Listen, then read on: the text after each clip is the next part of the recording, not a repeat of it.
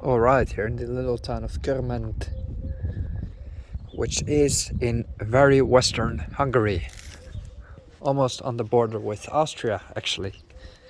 And it's a true outlier of the country. Nobody knows it, not even the Hungarians know it probably. West of Zalargashek. I was in Croatia with my date, my hookup, a Croatian guy. Real nice and hot guy. So after a while we talked about my trip, obviously, and he asked, well, what are you going to do? What are you going to see? I said, well, I'm going to see western and rural Hungary. And he said, oh, why? There's nothing to see, there's nothing to do. And I said, well, I disagree. Honestly, you don't know half of what there is to see. It's just a bit of ignorance, let's say. Because look at this. And look at what I've seen so far. There's another friend of mine, Dutch guy who lives in Bulgaria, who drove through Hungary a few times on the way to Bulgaria. And he said, yeah, ugly country, nothing to see, nothing to do. I said, well, you haven't seen anything of it. You haven't been off the highway, basically. So how can you say that there's nothing to see? Like, honestly, Bulgaria isn't very attractive if you drive only on the highways. You wouldn't be very impressed either. You need to go into the nooks of the country, little corners, and you'll find extreme beauty tucked away. Same with Hungary. And it's honestly a stunning country. It's absolutely stunning in many ways. Yeah, just the beauty of this place. The pure peace. It's heavenly almost. Truly. Just look at this. Wow. Everything is just glowing. The flowers, the trees. A breathtaking place. It's extremely scenic.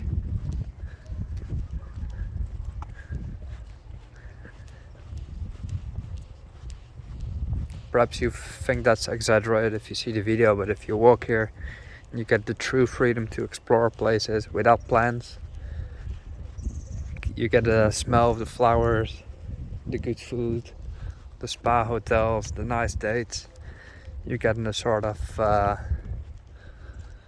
trance of just having an absolutely great time. And that's what basically all of my trips are. They're not only trips of the body where I take myself places, but also trips of the mind. Like I never use any substance. I hate anything that makes my mind unclear, but I'm meaning to say the travel in and of itself and the experiences is enough to just take me on a trance,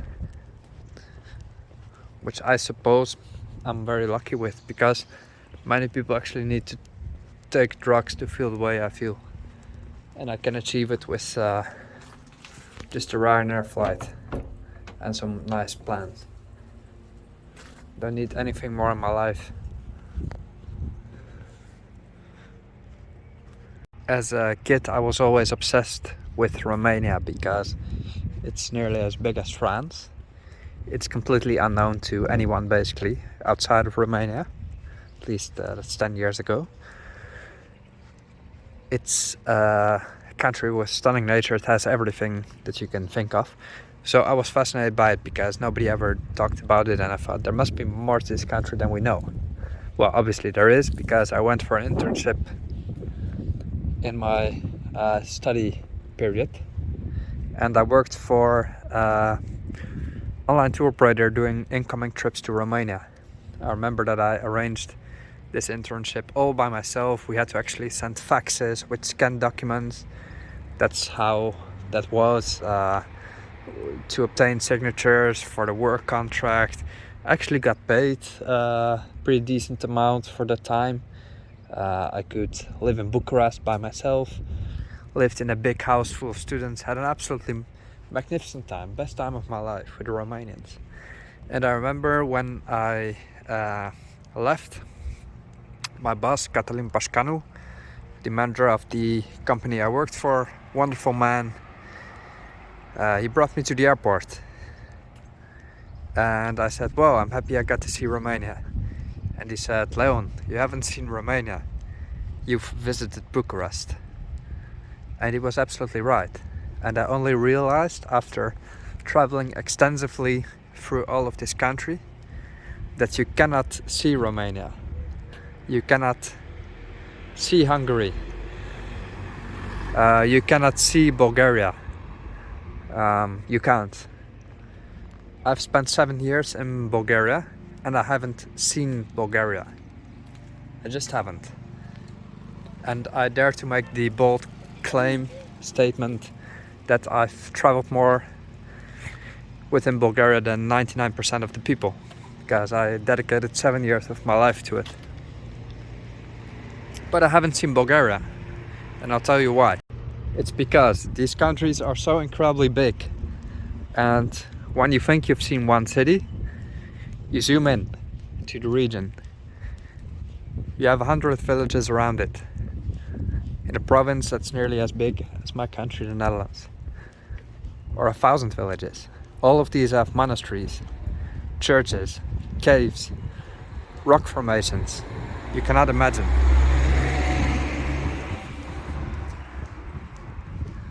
All of these have a breathtaking history.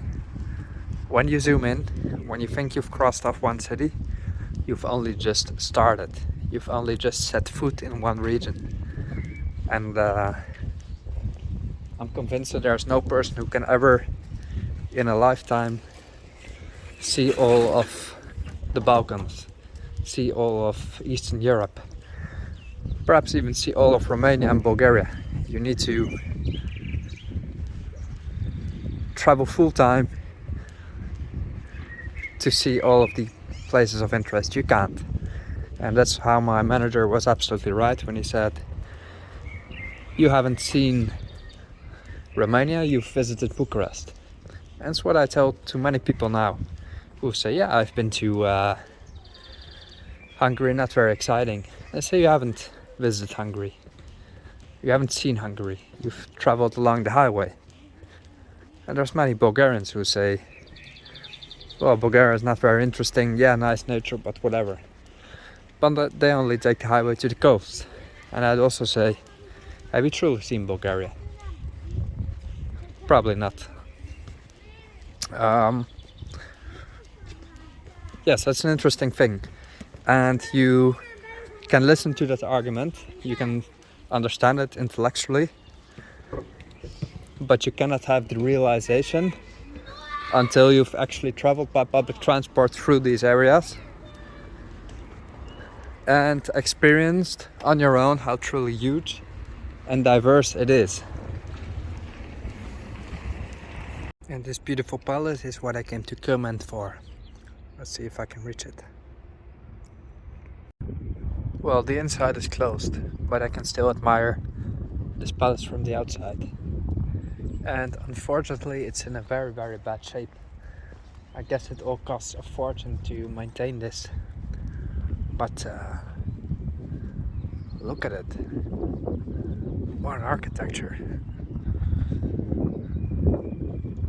This is something truly. Wow. Yeah, visually Hungary is absolutely appealing in every sense of the word. It is as probably the whole of rural Europe used to look in the 50s, with the houses, the farms. It's untouched.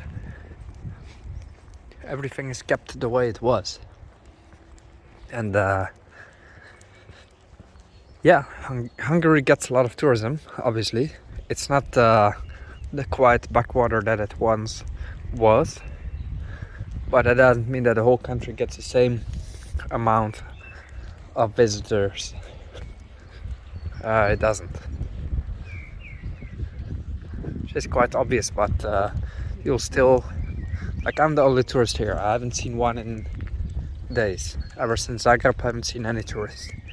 And even in Zagreb I didn't see any. But anyway, I'm just alone in this trip, which I love. Solo travel, best travel there is.